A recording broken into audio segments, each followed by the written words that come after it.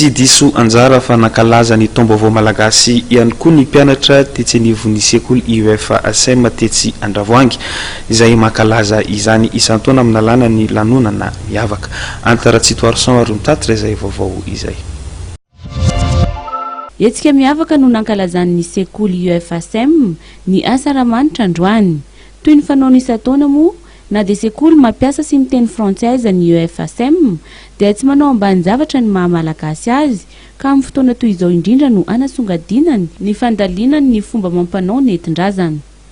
Ny asa ramanitra ny UFA dia vanim-potoana iray anehoana ny mahamalagasy, ahitana ny mpianatra mianjaika, miventy, mivelan-tanana ka mipilatitra izany kora malagasy izao no natao dia anasongadinana ny fahaiza miaina amin'ny fomba mampanao nentin-drazana koa sanatria sy valalana amboa atoloka ny tompony ray mody ary mirariko ramirary izahay ho an'ny tanora malagasy mba tsy handrazaka ilombiando.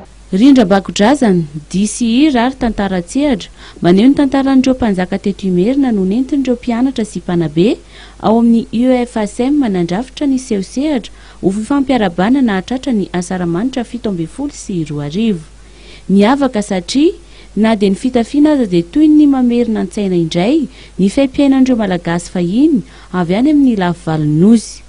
Anisany mampisongadina ny sekoly rahateo ny fahaizany mampifanindran-dalana ny fomba moderna iainan'ny tanora ankehitriny sy ny fanomezan-danja ny fomba mampanao tena malagasy.